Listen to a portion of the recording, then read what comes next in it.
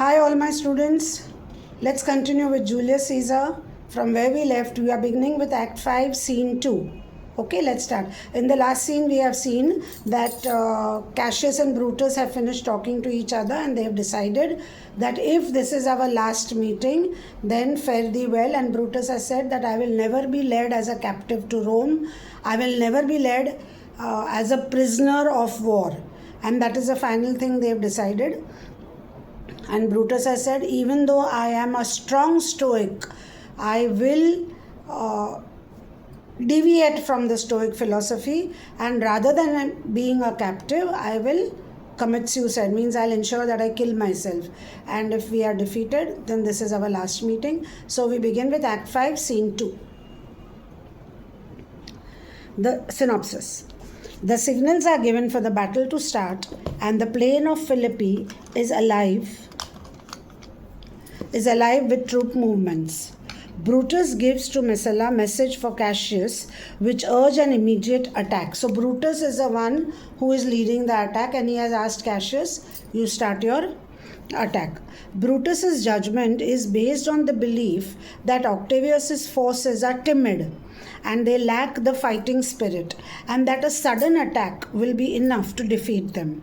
However, we learn later that he makes an error by giving the word of the battle too soon. So this is a fatal error once again which has been committed by Brutus, wherein he has given the order of the battle too soon. Scene 2, Philippi, the battlefield. Alarum. You know what is the meaning of alarum? It is not our alarms which we put for times and all. Alarum means a trumpet signal for attack. Means you're going to attack. So before, like how we have over here, like if you have read the Mahabharata and all, so you see that Krishna and everybody, they blew the conch. Okay, so when you blew the conch, that is my symbol for Rome educators also. So when you blow a conch, you are declaring a war. Well, I am declaring a war against ignorance. So similarly, in Mahabharata, the war was declared against adharma. And here we find that the alarum is a blowing of the trumpet, and that is a signal for attack. Okay, the sound shows that the battle has begun. Brutus, ride, Messala, ride, and give these bills. Now what are bills? It's given to you, written orders on papers. So ride, Messala, ride, and give these bills unto the legions on the other side. Now who is on the other side? On the other side means he is on the right side. So he is asking Messala that you take these written orders. Bills are written orders. So he's saying take these written orders and go to the side of Cassius and give them these orders that he is supposed to start the attack. Okay. So unto the legions on the other side, loud alarum. Let them set on at once, for I perceive but cold demeanor in Octavius's wing. So he's saying let him start an immediate attack because I perceive a cold demeanor. What do you mean by cold demeanor? See, the meaning is given, a half-hearted effort. So Brutus has seen that Octavius's side, they seem to be timid. Whether they are actually timid or not, we don't know. But they seem to be timid. Okay, so that is what he is saying. That my chain is pulling me. Okay. So but cold demeanor in Octavius's wing. And the sudden push gives them the overthrow. Means if we will suddenly attack, then we'll be able to defeat them. Ride, Messala, ride. Let them all come down. Let them all come down means let all Cassius's forces come totally down on the field, and let's have a war. Let's begin the battle. It's like they said that we later learn that he makes an error by giving the word for battle too soon. But anyway, Brutus has sounded the alarm, and the sign for the battle has started. Okay, very easy, little one. Why is it important? Why is the scene important? It's important because we realize this is Brutus's last and fatal mistake that he has made for the war. Okay, now we come to the next scene. Brutus's premature attack exposes Cassius to be surrounded by the enemy. Antony's forces have defeated the army led by Cassius. Cassius sends Pindarus to the top of the hill to study the situation. When Pindarus reports more disaster, Cassius orders him to kill Cassius. Pindarus, that means Cassius is going to commit suicide. Pindarus has made an error of judgment. In fact, you just find that there are lots of errors being made over here. Pindarus has made an error of judgment. In fact, Titinus brings the news that Brutus has been victorious over Octavius. Finding Cassius dead, Titinus kills himself. Brutus comes and sees Cassius dead.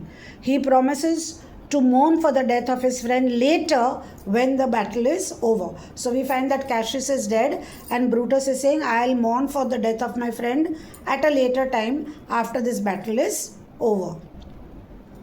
So we come to scene 3. Philippi, another part of the battlefield. Alarum. Enter Cassius and Titinus. Oh, look, Titinus, look, the villains fly. Myself, I have to mine own turned enemy. This ensign here of mine was turning back. I slew the coward and did take it from him. So now Cassius is saying that the villains, who are the villains according to Cassius over here? His own people.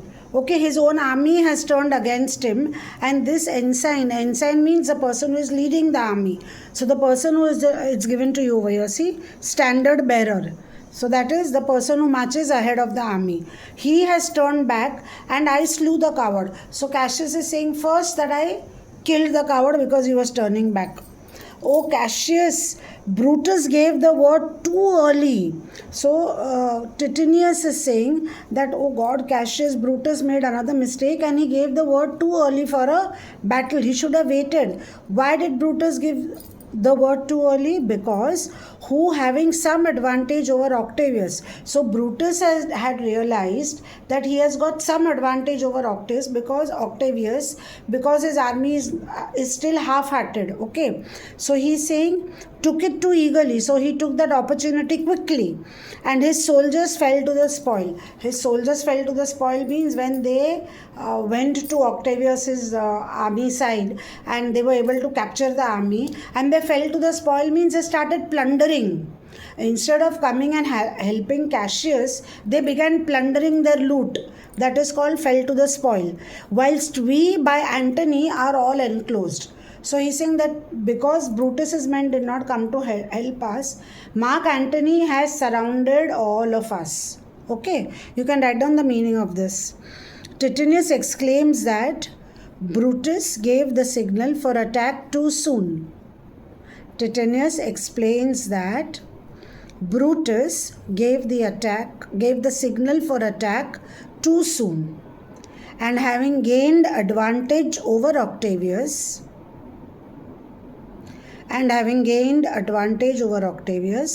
became overconfident and thought that the battle was won.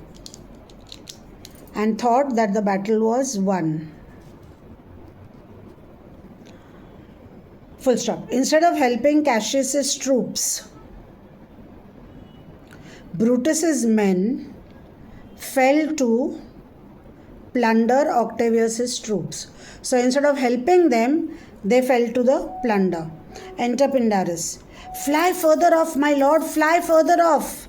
Mark Antony is in your tents, my lord, fly. Therefore, noble Cassius, fly far off. Now Pindarus has come and he's saying, Cassius, my lord, just run away, just fly. Because Antony's people, Antony's troops have entered all our tents. Okay, Titinius, they are my lord. Oh, 1 minute, Cassius, this hill is far enough. Look, Titinius. Are those my tents where I perceive the fire? So now Cassius is saying he can see on that hill, and he's saying that are those my tents which are on fire? So Titinus is saying they are, my lord.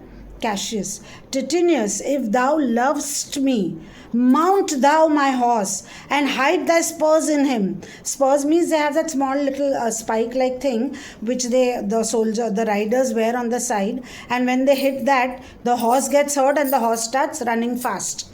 So he's saying, hide thy spurs in him till he have brought thee up to yonder hills. So go up and find out what exactly is happening. And here again, that I may rest assured whether yon troops are friend or enemy. So he's still not sure. So Cassius is saying, are they my tents? So they all said yes. Tithonus said yes, they are your tents. Okay. So he's saying, yes, they are, my lord. So then Cassius is saying, no, if you really love me, please go right up over there and come back quickly, see everything firsthand, and come back and report to me. Tithonus, I will be here again even with a thought. Means I will go and come back so quickly, as fast as a thought can travel. You know, thoughts can travel the fastest. So he's saying that as quickly as a thought can travel, I'll go there and I'll come back and I'll report to you. Go, Pindarus, get higher on that hill. My sight was ever so thick. Now what do you mean by my sight was ever so thick? See, the meaning is given to you. I have always been suffering from a poor eyesight. Okay, so we come to know Cassius always had this poor eyesight problem. And tell me what thou noticed about the field. Exit Pindarus. This day I breathed first. Means this was my birthday, I breathed first. Time has come round, and where I did begin, there shall I end. So he's saying, I breathed my first over here, and time has come around in a full circle. And where I began my life, on that very day will I end my life. My life is run his compass. See the meaning of run his compass? Has completed a full circle. Sirrah, what news? Sirrah means Pindarus. What news? Oh my lord, what news? Tithonus is enclosed round about with horsemen. So now Tithonus, who has gone to see, Pindarus is telling him that Tithonus has been surrounded by horses that make him on the spur. Yet he spurs on. Now they are almost on him. Now Tithonus, now some light. Oh, he lights too, has taken. And hark, they shout for joy. So he's saying Tithonus has been captured. And Tithonus, you know who Tithonus is? No, he is Cassius' person whom he had sent over there. Now Pindarus is reporting to Cassius that Tithonus has been attacked, he has been surrounded, and Tithonus has been captured. He has been circled and he has captured. Cassius, come down, behold no more.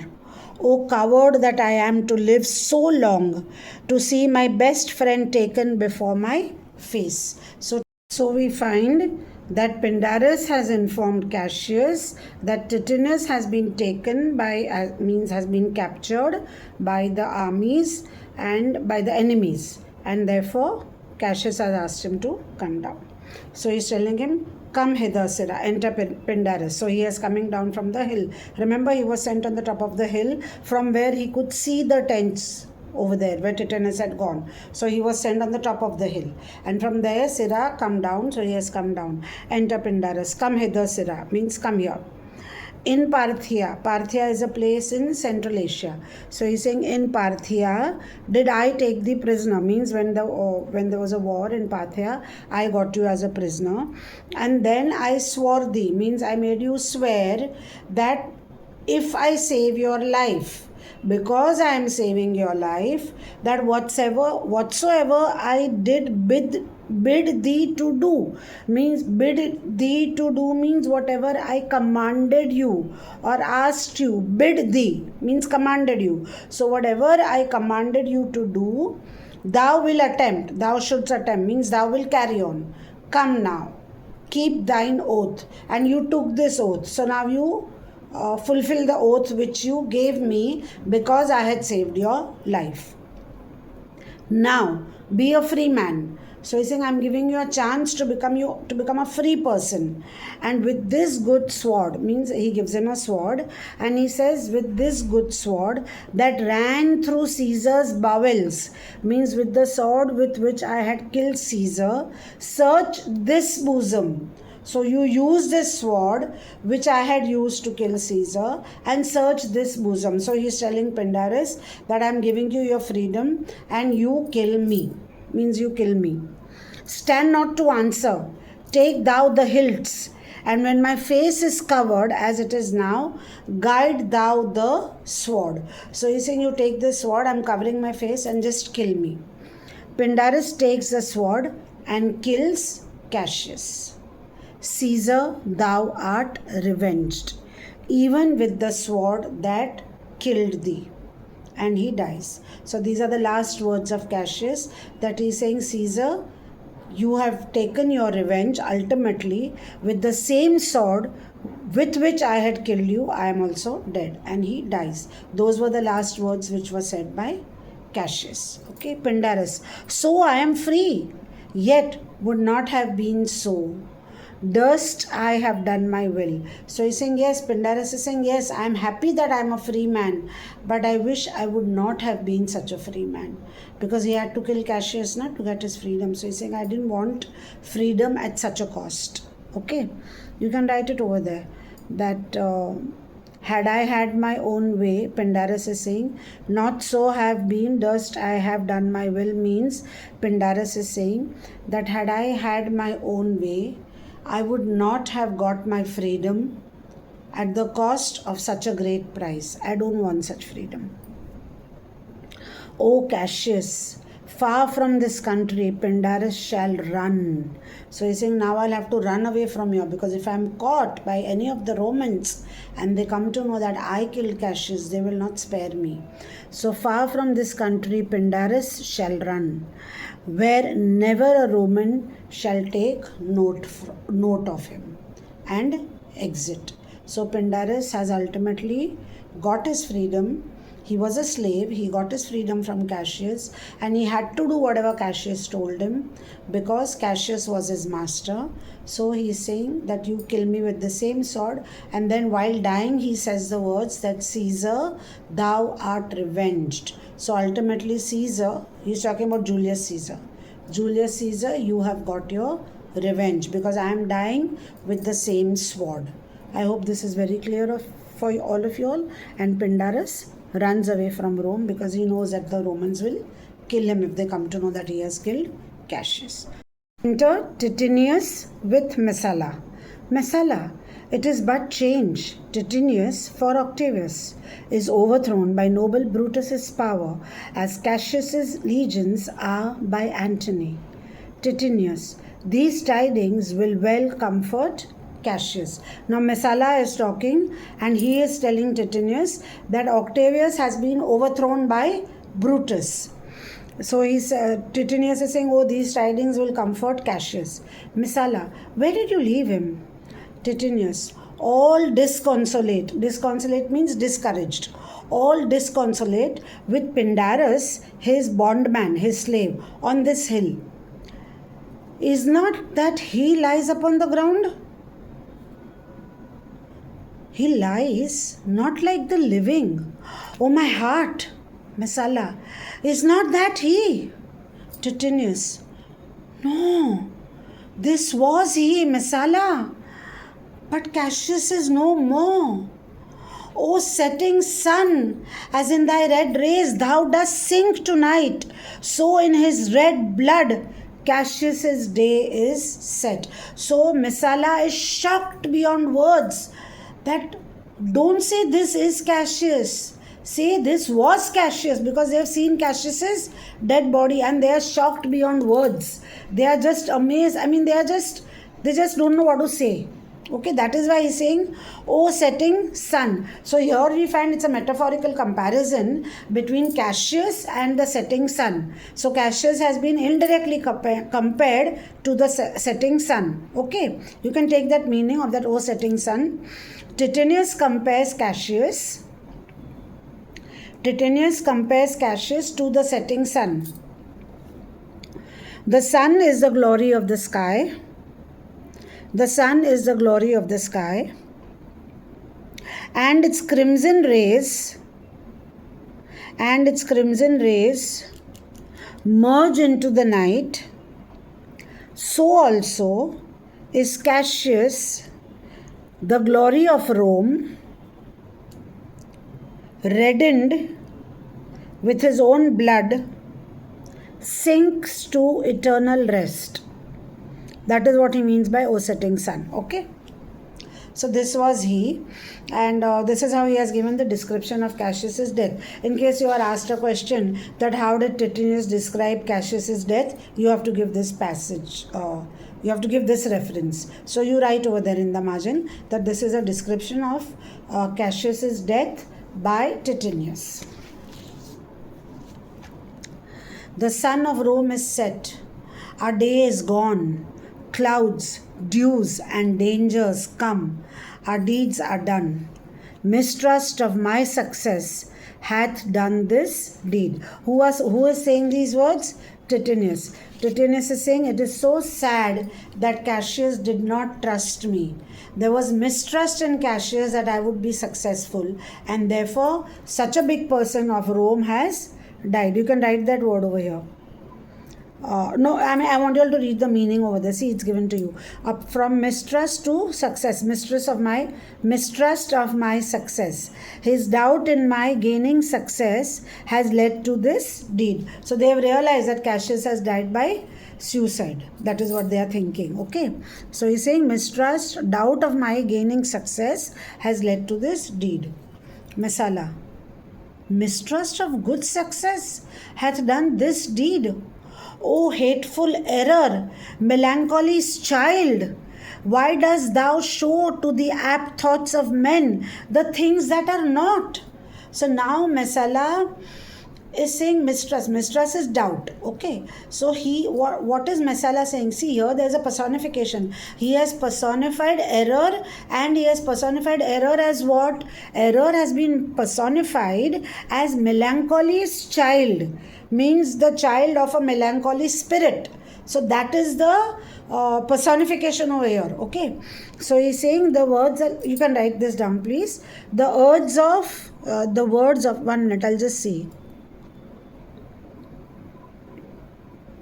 Okay, it's not given to you, so you can write it down. The words error and melancholy, put it in inverted commas. The words error and melancholy are personified, and error is made melancholy's child. Full stop. When a man is sad and depressed, he easily receives false impression. Full stop. Error is hateful because it is responsible for the death of his master Cassius. So he does not like error because he's saying no, oh hateful error. So error is hateful for Messala because it is responsible for the death of his master Cassius. Got that? Okay. So he's saying, why do you show things? Why does mistrust and error, oh you melancholy's child, why do you show things which are not possible, which are wrong? Okay. The things that are not. O error soon conceived, thou never comest unto a happy birth, but killest the mother that engendered thee. So that meaning has been given to you over here in your textbook.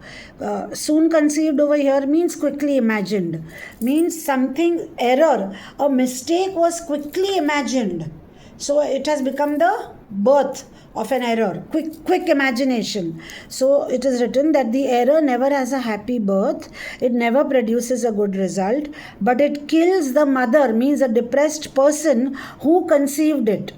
So there was a depressed person who was a mother of error, and she got killed, the error got killed because of a mistaken judgment. Okay. Titinius. What, Pindarus? Where art thou, Pindarus? Now suddenly Titinius is saying, where is Pindarus gone? He suddenly remembers that Cassius was not alone. Cassius was there with Pindarus. So he's saying, where is Pindarus? Okay. What Pindarus? Where art thou, Pindarus? Seek him, Titinius, while I go to meet the noble Brutus. So Messala is saying, Messala is telling Titinius that, oh yes, Go look for Pindarus. You look for Pindarus, and I will go to Brutus and tell him that Cassius is no more. Okay, seek him, Titanius, while I go to meet the noble Brutus, thrusting this report into his ears. So I will give this report of Cassius's death to Brutus. For piercing steel and darts envenomed shall be as welcome to the ears of Brutus as tidings of this sight. So he's saying it will be like a poisonous arrow to the ears of Brutus when he hears the tidings of this event. Means when he hears this particular event of the death of Cassius, it will be as if poisonous arrows are piercing into his ears. Okay. Hi you Mesala. So he's saying hi you Mesala means hasten, hurry. And I will seek Pindarus the while. Exit Mesala. So he's telling Mesala, okay, hurry, you go and look for Brutus, I will find Pindarus. Why didst thou send me forth, brave Cassius? Now, instead of looking for Pindarus, he is first talking to the corpse of, to the dead body, to the corpse of Cassius. Why didst thou send me forth, brave Cassius? Did I not meet thy friends? And did not they put on my brows this wreath of victory? So he's saying that, Cassius, what did you think? Why did you send me? You sent me to get the news. And when I met your friends, means when I met Brutus's friends, Brutus's army, they put this wreath of victory over my head. And that wreath which was on my head was the crown of victory. Okay. Put on my brows this wreath of victory and bid me give it to thee. And they told me that this that we are putting on your head, the victorious crown, when you meet Cassius, you put it on Cassius's head. That is what they are saying. Didst thou not hear their shouts? Means, did you not hear them shouting? They were shouting. Remember, there were shouts. So that shouts. Alas, thou hast misconstrued everything. Misconstrued means you have misinterpreted every single action. Every single action was misinterpreted. Now, who is the person who misinterpreted it? Pindarus. Pindarus had said, because remember he said they shout and they take, if you turn the page back, you will find they shout and they say, now he is taken. Yeah, where Pindarus is talking.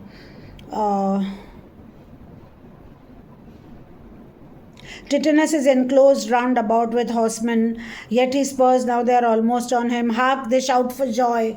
So they did shout for joy, but they shouted for joy for what? That Brutus had conquered Antony's army. That is the shout of joy that they had heard.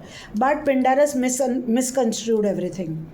And he gave the wrong report. Because Cassius could not himself see so far. His eyesight was weak. So he had sent Pindarus on the hill. That from the hill you look down and you see what is happening.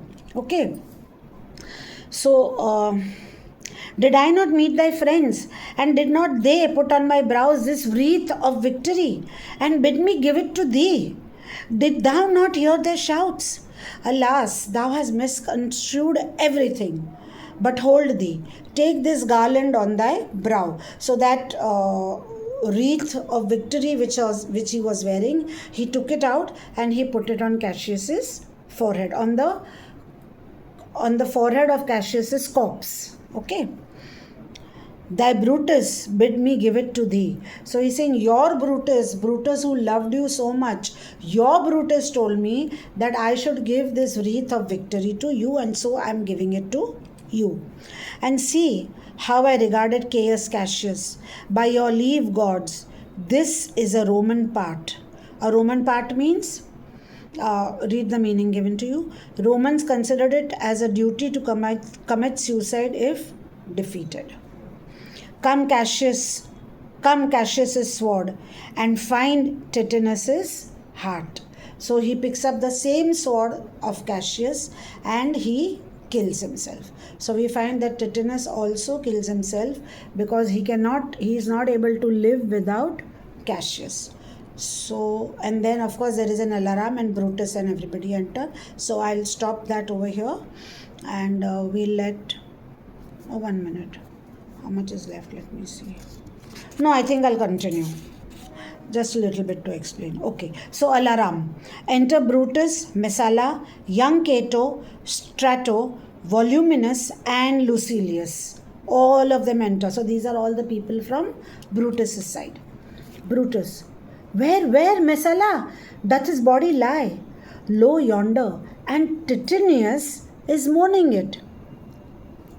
Titinius's face is upward. Cato, he is slain. O Julius Caesar, thou art mighty yet. Thy spirit walks abroad and turns our swords in our own proper entails. So he's saying that your spirit, O Julius Caesar, your spirit is walking on this battlefield, and it is walking and it is so strong that your spirit has got the strength, so much strength that all the swords which we had used for you, those swords turned against us only.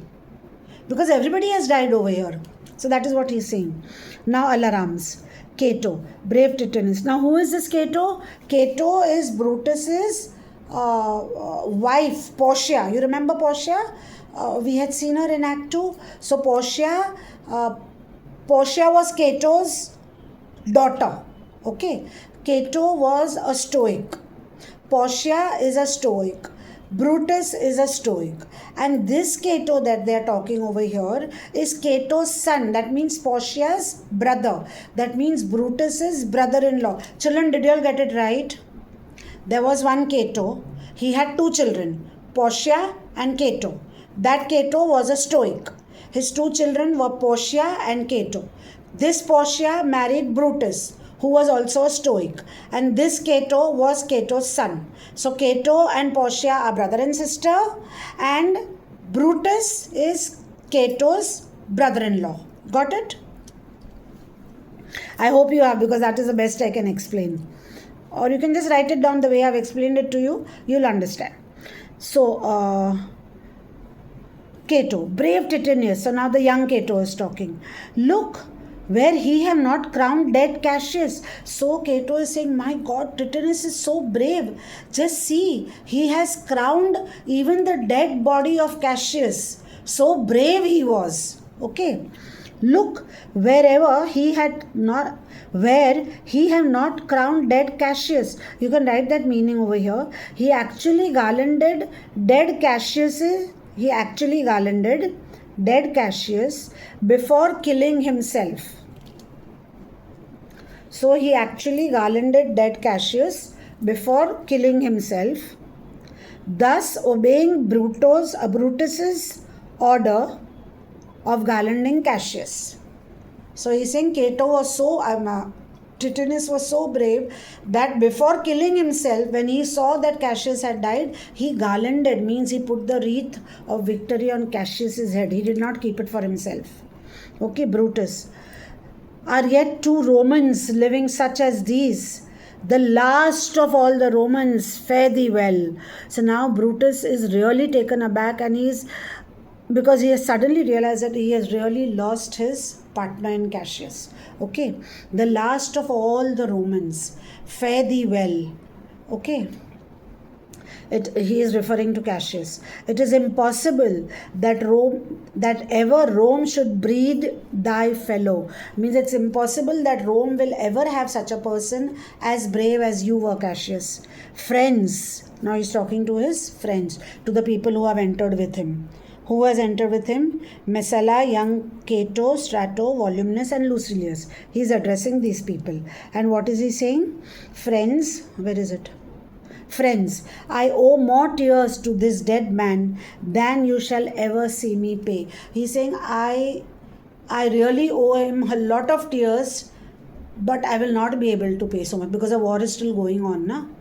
So, I shall find time, Cassius, I shall find time. Come therefore, and to Thassos send his body. Now Thassos is an island that is given to you. Okay, in your meaning. It's an island in the Aegean Sea.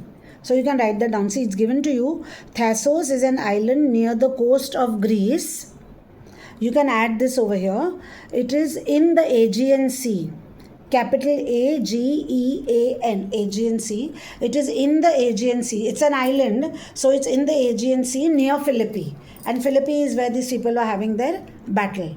Okay, so that is where Thassos is. So now Brutus is saying, send his body to Thassos, send it to the island. His funerals shall not be in our camp, lest it discomfort us. So he's saying we will not have his funeral ceremony over here in the camp at Philippi, because if the soldiers, if they see that Cassius is dead and that we are performing his funeral over here, it will discomfort all the soldiers. All the soldiers will start weeping and everybody will be in grief, and they will all meet with depression. So I don't want to have his funeral over here. Lucilius, come, and come, young Cato, let us to the field. Libio and Flavius, set our battles on. 'Tis 3 o'clock. So it is 3 o'clock at this time that Brutus is saying. He is saying it's 3 o'clock. Romans, yet ere night, means before night, we shall try our fortune in a second fight. Exeunt. So now first fight is over and Cassius is dead. So now Brutus is saying, Romans, come. It is before night. It is 3 o'clock. First he's saying it's 3 o'clock, and then he's saying before night happens, we will have a second battle.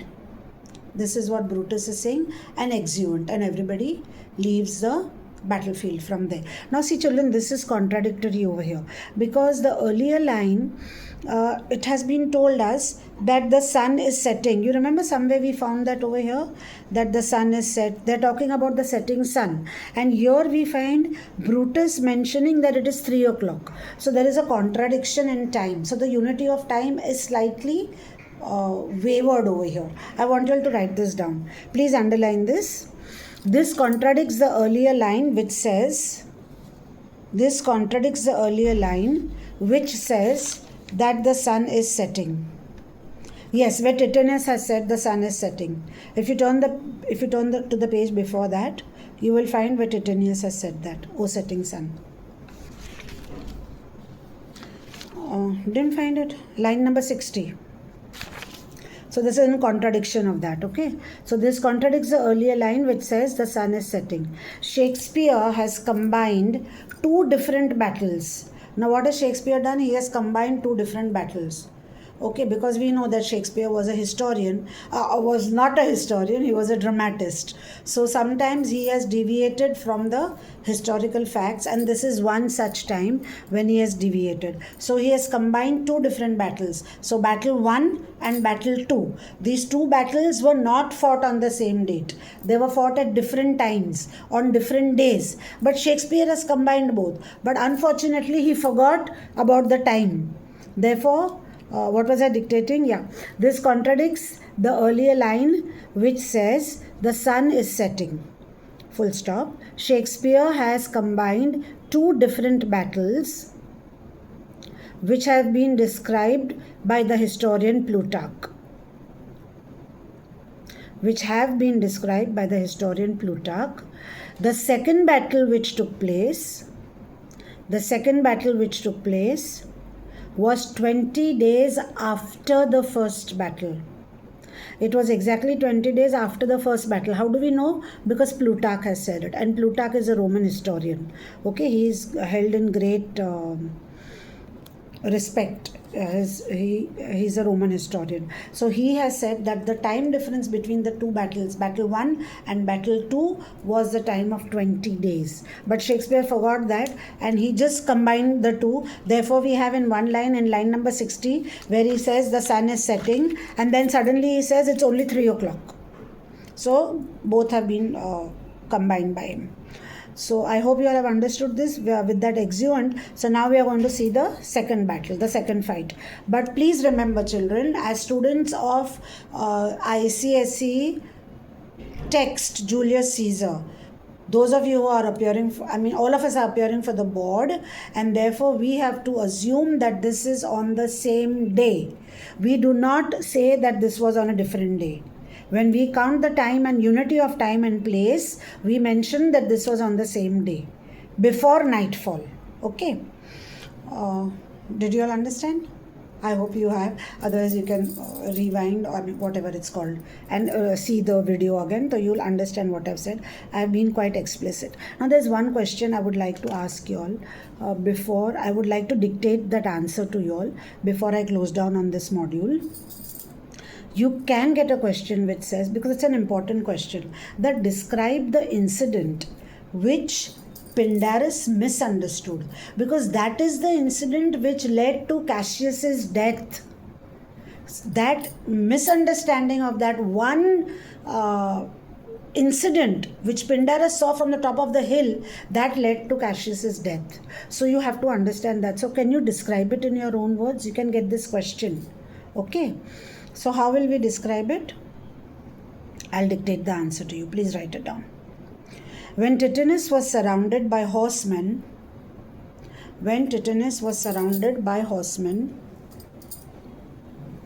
they were Brutus's troops. Now, how will you write Brutus's, children? Not an apostrophe after S. You have to write Brutus apostrophe S, because it is Brutus's, singular. So Brutus's troops, whom Brutus had sent too late to help Cassius's army. We are showing possession over here, so it's an apostrophe S in both the cases. Whom Brutus had sent too late to help Cassius's army. They also came to tell Cassius of their victory over Octavius. They also came to tell Cassius of their victory over Octavius. They sent out a loud cheer when they saw Titinius. Pindarus mistook these sounds of shouts.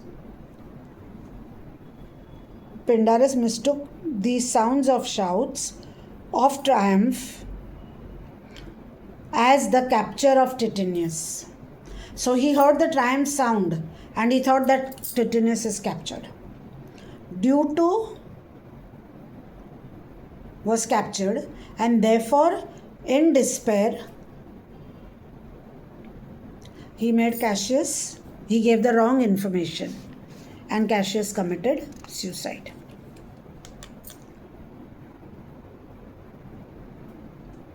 I hope you have got this. So with that we come to an end of Act 5, Scene 3. I'll see you all again in my next module, where we will begin with the second battle, the second fight. Okay, see you all again next time. Bye everyone.